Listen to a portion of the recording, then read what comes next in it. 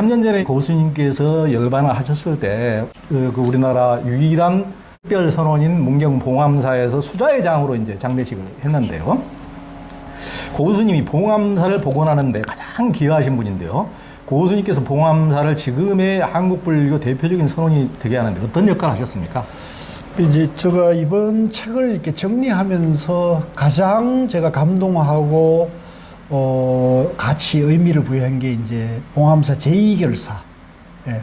보통 우리가 이제 봉암사 그러면 부처님 오신 날 하루만 개방하는 그런 폐쇄 수도원 선언으로 유명하고 그러지 않습니까? 세계적인 도량이죠.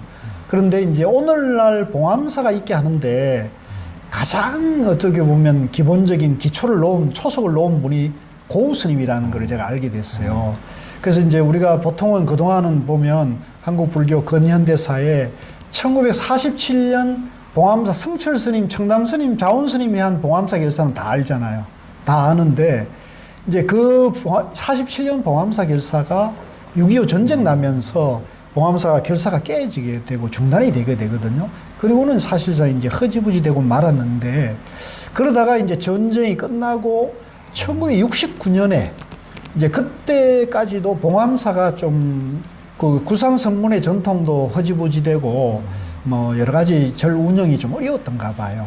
그래서 그때 이제 법진 스님이라는 분이 그 봉암사 안에 환적대라고 옛날 이제 환적 스님이 기거하신 아주 수승한 암자가 있는데 거기에 이제 정진을 홀로 하다가 이제 아무래도 양식이 떨어지면 이제 큰 절에 내려와가지고 이제 쌀도 얻어가고 이제 김치도 얻어가고 그랬는데 한 번은 가가지고 이제 쌀하고 김치를 좀 달라 그랬더니 그 절에 원주 보는 분이 우리 큰 절에도 먹고 살 게 없습니다.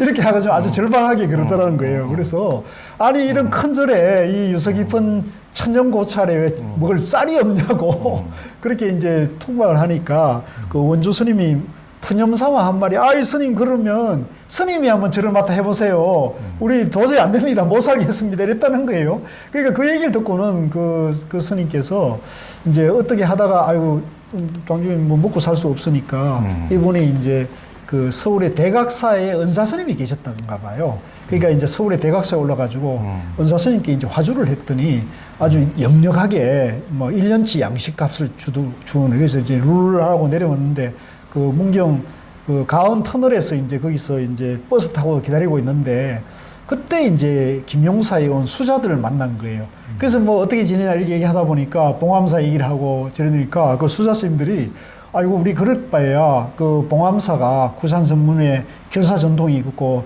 그 뭐 가보신 분은 아시지만 그 도량이 뭐 엄청난 도량 아닙니까? 그렇죠. 그러니까 우리가 그럴 게 아니라 우리가 한번 그러면 정화를 해버릴까 이렇게 얘기가 나왔는가 봐요.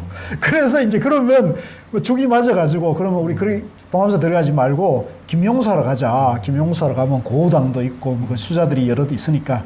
그래가지고 김용사 그때 이제 김용사의 고우 스님이 김용사 총무를 살고 있었대요. 살림을 살고 있었대요. 그래서 이제 그때 김용사도 이제 성철 스님이 막 그 떠났고 서홍 스님 떠난 곳이거든요. 그러니까 성철 스님이 해인사 가기 전에 그 김용사에서 좀 살면서 거기서 1차 백일문문을 하고 당신 이제 도량을 이제 물색을 하다가 봉암사도 가보고 해인사도 가봤던가 봐요. 그런데 이제 해인사가 마침 그때 자운 스님, 영암 스님이 해인사 큰 줄로 와라. 이제 그렇게 해서 이제 성철 스님이 봉암사를 안 가고 이제 그 해인사를 가는 거죠. 그래서 이제 그 뒤에 고우 스님이 들어갔는데 거기 가서 보니까 이제 뭐 여전히 궁백진 살림 마찬가지죠. 그러니까 이제 봉암사 얘기를 듣고 이러니까 그 이제 뭐 그때나 지금이나 젊은 수자들은 분기탱천하는 거 아닙니까? 아 이거 큰 절에서 수자들 양식도 안 대준다 이러면서 이제 불평 불만이 쏟아지면서 현실에 대한 비토가 되고 이러니까 이래저래 한 며칠 있으면서 한 10명 정도 수자들이 젊은 수자들이 모였대요. 그때 고우 스님이 33살로 가장 영장자였고 예, 당연히 이제 좌장이 됐다는 거죠. 이제 그래 하다가 무비 스님도 거기에 합류를 했대요. 무비 스님. 그래서 이제 한 10분이 모여가지고 우리 이렇게 할 게 아니라 이제 구산선문의 전통도 살리고 또 결사정신도 다시 이어가자. 이러면서 이제 분들이 이제 이렇게 해가지고 한날 가을쯤에 1969년 가을쯤에 이제 봉암사에 들어오게 된 거죠. 그래서 이제 그걸 이제 제2결사라고 1결사 다음에 2결사가 되겠죠. 한 10분이 들어가서 이제 봉암사에 들어가시가 처음에 갔을 때는 거기 또 주지가 있고 또 거기 뭐 여러 가지 게 있으니까 또 그때 이제 거기 주지 관할권이 직지사가 교우본사예요. 그래서 아무래도 여기에 이제 주지를 끊으려면 직지사를 먼저 설득을 해야 되잖아요. 그래서 이제 그 직지사와의 교섭 관계, 여러 가지 애로사항, 또 그때도 형편 이런 게 이제 이 책에 이번에 저도 이제 잘 몰랐는데 고 스님께서도 뭐 자세하게 얘기해 주진 않으셨어요. 그런 거 그냥 대강의 얘기는 해 주셨는데 이제 돌아가시고 이걸 물어봐야 되는데 알 수가 없잖아요. 자세하게 알고 싶었는데. 그래서 이제 마침 운이 좋게도 지금 봉암사에 법연 스님이 그때 들어갈 때 같이 들어가 거의 막내격이었어요. 같이 들어가가지고 지금도 거기 살고 한 번도 안 들어가시고 69년에 들어가지고 한 번도 유일하게 지금까지 사시는 분이 그러니까 완전히 산 정인이죠. 이제 그 법연 스님을 뵙고 스님께 여쭈었더니 그 법연 스님이 딱 그러시대요. 지금 봉암사가 이렇게 살게 된 데는 기초를 놓은 분이 고우 스님이라고 그러시고 고우 스님은 신사라고 딱 두 마디 제가 이제 어저께도 뵙고 왔거든요. 이 책 나오고 스님께 이제 고우 스님 부도에도 참배하고 스님께도 인사드리고 이제 하한거 마칠 때니까 좀 도반님들을 모아가지고 이제 조금의 용돈도 좀 갖다 드리고 왔는데 스님 그러시대 딱 두 마디 하시대요. 고우 스님이 신사야. 신사지. 그러시죠. 그리고 고우 스님은 공심으로 사신 분이라고. 그렇죠. 공심으로 사셨는데 우리 조계종 스님들이 고우 스님 반만 공심을 가져도 정말로 좋을 텐데 이렇게 반만 10분의 1만 딱 그 두 마디 하셨어요. 고우 스님 신사야. 고우 스님 공심으로 사신 분이야. 우리 조계종 스님들이 고우 스님 반만 공심으로 살아도 정말 좋을 텐데라고 하셨는데 이제 그 말에 고우 스님에 대한 됐죠. 그래서 이제 법연 스님께 제가 소상하게 여쭙고 그 다음에 이제 법화 스님이라고 이제 지우 스님 다음에 일에 주지하신 분이 있어요. 법화 스님. 이제 고우 스님하고 거의 동갑이신데 이분이 또 어떻게 인연이 돼가지고 고우 스님을 따라다니고 이러면서 이제 백담사에서도 안글 보내고 이렇게 하는데 이분이 아주 총명하시더라고요. 청남 스님 시봉인데 그래서 이 법화 스님이 이제 또 그 에피소드라든가 주지를 또 해보셨고 하니까 그 당시 그 봉암사의 제2결사하는 당시 상황을 소상하게 몇 시간에 걸쳐서 이제 소상하게 얘기를 해주셔갖고 제가 지금도 생존이 계십니다. 그래서 이 책을 만들고 요 봉암사 제2결사는 그동안에는 이게 거의 했다는 얘기는 다 알고 있었는데 한 번도 이게 책으로나 이게 문건으로 정리된 게 없어요. 그런데 이번에 이제 제가 이 고우스님 일대기를 정리하다 보니까 아무래도 그 도반 스님들이 다 훌륭하신데 고우스님이 연장자이다고 또 좌장 역할을 하다 보니까 고우스님께 모든 게 총대가 매해지게 되고 고우스님이 이제 그런 걸 다 수습하고 이런 게 되다 보니까 그걸 이제 이번에 정리하게 되면서 이 책에 이번에 이제 내놓으면서 가장 의미 있는 거는 봉암사 제2결사를 이제 지금의 봉암사를 만드는데 고우 스님 그 도반들이 69년에 들어가던 그래서 이런 얘기들에 대해서는 우리가 좀 전부 불자라면 누구든지 관심을 갖고 알고 있어야 될 우리 생생한 역사고요.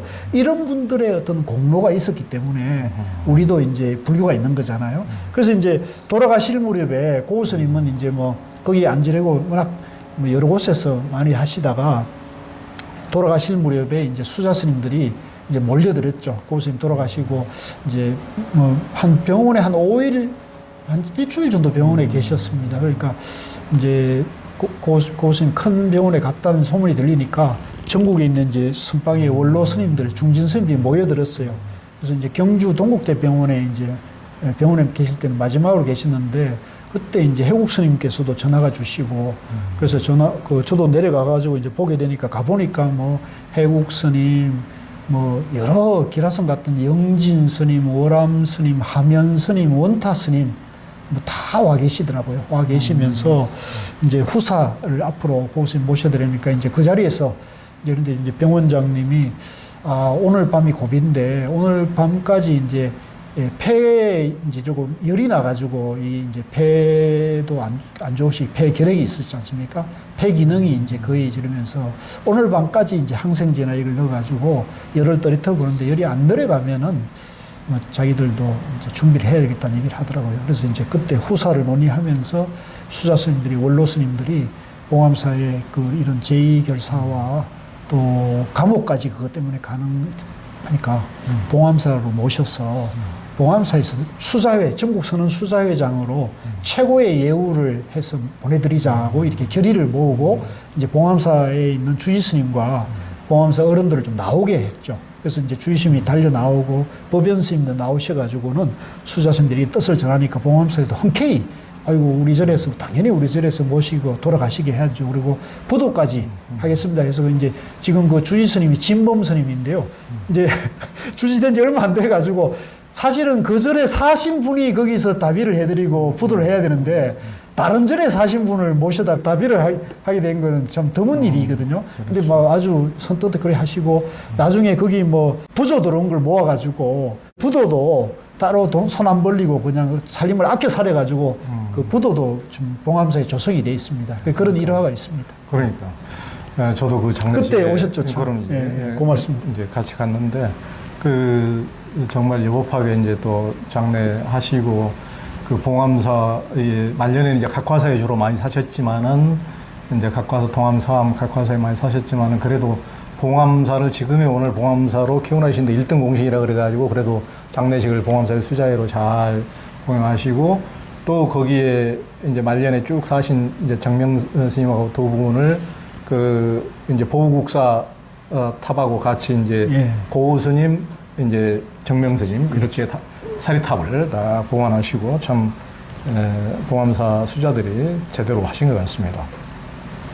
12.7 법난 이후에 그 수습 대책을 위해서 이제 총무원에 그 고스님께서 활성스님, 정명스님과 함께 올라가서 이제 수습도 하고 조계종 헌법인 종헌도 만들고 성철 스님을 종종으로 추대하는 데까지 이제 역할을 하셨는데요. 그때 서울 총문에서 이제 참 12.7 법난이라는 게 그 무도하게 전두환 똘마이들 와가지고 절집안에 전부 다 막 스님들 무조건 다 행패 부리고 군합발 듣고 대웅전까지 다 와가지고 전부 다 막 수갑 채우고 데리고 가고 세계 역사상에서도 참 보기 어려운 평시 전시도 아니고 평시에 그런 난동을 피운 게 12.7 법난인데 그 이후에 이제 총무에서 이제 수습하시는데 역할을 크게 하셨는데 수습하면서도 불교 현실을 적나라하게 이제 많이 보시기도 하셨다는데 그에 대해서 좀 얘기를 좀 해주시죠. 참 슬픈 일인데요. 우리 불교 현대사의 참 큰 비극이죠. 역사적으로도 아마 참 큰 어찌 보면 큰 상처라 할 수 있는데요. 그 12.7이 이제 1980년대 그 전두환 일당이 이제 신군부 권력을 찬탈한 거 아닙니까? 이제 반란을 일으켜서 권력을 찬탈하고 난 다음에 본인들의 이제 그 정권의 권력을 그 합리화시키기 위해서 국민들에게 이제 공감대를 형성하기 위해서 뭐 아시는 바와 같이 그때 삼천교육대 깡패들을 다 잡아다가 인권은 뭐 말살하면서 뭐 삼천교육대도 하고 또 종교계도 정화를 하려고 매를 이렇게 찾다가 불교가 좀 만만했던가 봐요. 그래서 이제 12.7 그 작전 전국 3천여 사찰의 계엄군을 뭐 일시에 이제 보내가지고 군합발로 불교를 짓밟았죠. 그때 봉암사도 거기 이제 들어왔다요. 군인들이 총칼을 가지고. 그래서 이제 고우 스님은 그때 그 백년암에 이제 그때 암자에 살아가지고 근데 이제 큰 절을 이제 그 전날 포위하고 있다가 이제 새벽에 들어와가지고 이제 암자까지는 그때 암자도 파악이 안 되니까 이제 몰랐던가 봐요. 고우 스님이 이제 아침에 이제 아침 드시고 큰 절에 내려가니까 그 큰절 마당에다가 군인들이 총칼을 들고 이제 그 조실 서암 스님을 비롯해 가지고 모든 스님들을 마당에다가 집합시켜 놓고 번호 이러면서 하나 둘 셋 이런 식으로 하는데 그 앞에 서암 스님이 계시더라는 거예요. 그 고음 스님이 내려가는데 그거 보니까 부화가 나가지고 분심이 나가지고 막 이게 이제 그랬지더라도 군인들인데 하면은 좀 그렇지 않습니까? 그러니까 주의심 보고 막 뭐라 그랬대. 그때 그 자리에 그 있는 군인들이 있는데 주의심이 이렇게 조실 스님을 이렇게 뭐 잘 모시지 못하면 어떡하느냐고 막 뭐라고 막 언짢게 큰 소리를 쳤대요. 그랬더니 군인들이 좀 그때 눈치를 조금 보더니 뭐 스님이 하여간 뭐 당당하게 막 거기서 막 큰 소리를 치니까 이제 군인들이 조금 눈치를 보기 시작하면서 조지 스님을 이제 이렇게 모시고 그랬어요. 보면서 이제 고 스님이 심각한 너무나 충격적이지 않겠습니까? 갑자기 군인들이 총칼을 들고 와가지고 막 그래서 고 스님이 야 이거 심각하다. 이제 그래도 뭐 봉암사 같은데 수사들이 있는데 그게 뭐 문제 허물될 게 뭐가 있었겠습니까? 뭐 조사해봐도 아무 문제가 없으니까. 물론 이제 그때 군기 피자들이 가끔 있어가지고 뭐 산으로 도망가고 그런 건 있었겠지만 절 자체야 봉암사가 워낙 청빈한 도량이니까 그게 아무 문제될 게 없죠. 그러니까 이제 군인들이 뭐 하고 다 빠져나가고 난 다음에 공사를 열어가지고 이제 그런 상황을 알아보니까 여기저기 알아보니까 봉암사만 온 게 아니고 전국의 모든 절을 저래고 심지어는 조계사까지 와가지고 조계사는 심지어는 총무원장 스님까지 싹 잡아가가지고 아무도 지금 절이 없이 비어있다는 얘기를 듣는 거예요. 그러니까 이제 그 공사를 열어서 봉암사 수자 스님들이 뭐 그분들은 뭐 허물이 될 게 없으니까 이럴 게 아니라 사람들을 좀 보내가지고 조계사 상황을 한번 살펴보자 해가지고 이제 활성 스님하고 두 분이 고 스님하고 선발대로 올라가지고 와 보니까 그때 뭐 그 다른 스님도 한 분이 이제 같이 올라가지고 보니까 이제 그 비어 있는데 마침 그때 이제 이 12.7 범란을 실무적으로 기획한 뭐 군 법무관이나 무슨 뭐 소령, 대령, 중령 이런 분들이 조계사에 와가 있었던가 봐요. 그런데 이제 이분들도 이제 자기들 마음에서 위에서 이제 지시도 있고 이래가지고 작전을 해가지고 이렇게 싹 이제 본사 주지들이라 중요한 리스트를 뽑아가지고 싹 잡아가지고 저 보안사 분실 서빙고실에 이제 데려가가지고 했는데 이 뒤에 대한 이게 대책이 없었던가 봐요. 잡아가긴 했는데 그러면 이걸 어떻게 수습할 것인가 하는 대책이 없었던가 봐요. 그러니까 이제 봉암사에 수자 스님들 왔다니까 그래도 이분들이 기획한 분들 중에서는 불교를 잘 알고 불교 공부를 한 사람들이 좀 있었던가 봐요. 그러니까 이제 그분들이 이제 봉암사에 수자 스님들 올라오니까 좀 보자 그래가지고 더구나 활성 스님은 또 서울대 출신이잖아요. 그러니까 서울대 출신 아는 인연들이 작용하면서 이제 차를 한 잔 먹었는데 그분들이 이제 쭉 얘기를 나눠보니까 이 수자 스님들이 생각이 좋고 이러니까 거기 자리에서 그 무슨 군 고위 간부가 스님들이 좀 이 수습을 좀 해달라고 이렇게 갑자기 이렇게 제안을 받게 된 거예요. 그러니까 이제 고 스님은 그때까지만 해도 분심이 나가지고 이 나쁜 놈들이 좀 불교를 이렇게 하는데 그런데 이제 활성 스님은 이제 같이 두 분이 얘기를 나눠보니까 딱하지 않느냐. 지금 이렇게 해가지고 이런 상황이 벌어졌는데 누군가는 이걸 수습을 해야 되는데 이제 그때 아마 광덕 스님께 지금 수습을 부탁을 원래 계획은 아마 싹 정리를 하고 광덕 스님이 이제 그 당시 신망을 받고 저는 때가 덜 청정하신 분이니까 했는데 광덕 스님이 노하시고는 도망을 가버리셨대요. 그러니까 이분들이 지금 대책이 없게 된 거예요. 그러니까 이제 이분들이 이제 젊은 수자 스님들인데 이제 다름없게 된 거예요.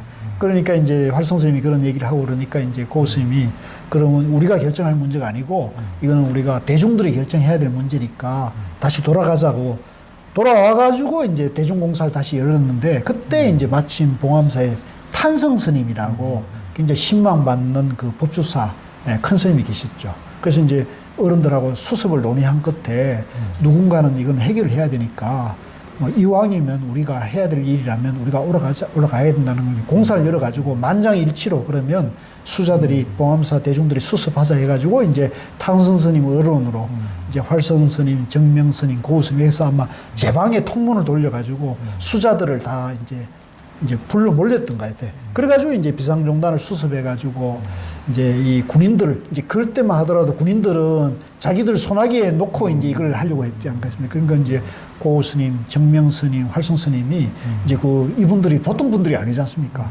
이제 그 서슬퍼른 군인들하고 때에 따라서는 협상을 하고 때에 따라서는 우리가 내려가 버리 당신들 자꾸 이런 식으로 간섭할 거면 내려간다. 당신이 알아서 해라. 이런 식으로 이제 강짜를 넣어가면서 이제 밀고 당기고 하는 끝에 결국은 이제 종헌 개정이나 이런 것들을 군인들이 계속 간섭하려고 하는 것들을 그걸 막아내면서 이제 당신들 뜻대로 이제 종헌 개정안을 만들고 또 그때만 하더라도 우리 조계종이 이제 정화 후에 내분 때문에 이게 이제 수계 절차 자체가 단일화되지 못했어요. 스님들이 출가하는 것 자체가 각자 출가하는 그런 이제 당시로는 전통이 있었거든요. 근데 이거를 이제 이렇게 해서는 안 된다 해서 조계종이 단일 수계식, 단일 출가 계단을 이제 만든 게 고우 스님이라는 거예요. 이게 이제 그때 이제 고 선생님 그때 정권을 어떻게 하려면 그 종단의 총무부장을 하면서 그런 수계 제도도 만들고 이제 행자 교육을 좀 체계를 만들고 그다음에 이제 불교 신문을 그때 이제 탄압을 받아가지고 대한불교라 해가지고 문을 닫고 막 빚도 많이 있는 거를 그때는 이제 그거는 정명 스님이 좀 적극적이었답니다. 이 우리가 결국은 불교의 이런 방향이나 이런 걸 알리려면 불교 신문이 있어야 되는데 왜 이걸 못 내게 하느냐고 막 싸워가면서 그러면 이제 대한불교 복간은 안 된다고 하길래 그러면 이름 바꾸겠다 해서 불교 신문이라는 이름을 더 잘 됐죠. 그래서 불교 신문이라는 이름으로 이제 내용적으로는 복간인데 이제 군부에서 복간 안 된다 그러니까 그러면 불교 신문이라는데 이제 그 빚 같은 것도 이분들이 살림을 싹 살면서 뭐 수자들이 올라왔으니까 돈을 헛돈에 안 쓰죠. 근데 이제 뭐 자꾸 수자 스님들이 살고 이러니까 또 여기가 이제 어쨌든 본사주지, 말사주지, 인사권을 가지고 있으니까 유혹이 많잖아요. 큰 주지를 나를 좀 시켜달라고 와서 이제 로비도 하고 뭐 다방에도 가고 음식점에도 가고 이러니까 고 선생님이 이제 갖고 이래갈 거는 우리 안 된다. 그래갖고 저녁에 다방 출입 금지, 저녁에 외식 금지 이렇게 하고 뭐 그런 기강을 잡고 또 여러 가지 저런 거 있으면 일체 이걸 양명화하고 이렇게 해가면서 이제 불교신문도 살려내고 종원 개정도 하고 단일 수계계단도 만들고 또 문제되는 스님들의 이제 뭐 스님들 살림은 다 알지 않습니까? 뭐 어떤 분이 잘 살고 있다 이런 걸 알고 있으니까 이제 스님들이 문제 있는 분들은 저렇게 하고 이제 가능하면은 그 본사 주지나 이런 것들을 이제 덕망 있고 신망 있는 분 예를 들면 이제 관흥 스님도 직지사 주지 또 오대사 월정사 주지도 탄허 스님 주지 뭐 건일 스님은 고운사 주지 이런 거를 쫙 한 절반 정도는 고 스님이 그 탄성 스님이 총무부장이었으니까 인사권을 가졌으니까 그렇게 해서 이제 일대 쇄신도 하고 이제 이분들이 이제 뭐 욕심 있는 분들 아니니까 그걸 무려 3개월 만에 그걸 싹 하고는 이제 새로 총무원장 모시고 이제 개정된 종원 개정을 하고 난 다음에 새로 총무원장의 이제 수자 스님 중에 성수 스님이라고 성수 스님을 총무원장을 추대를 하고 이제 성수 스님 주관하에 이제 종정을 성철 스님을 이제 새로 종정을 모시고 이제 바로 이제 봉암사로 다시 돌아오셨다는 얘기가 있죠.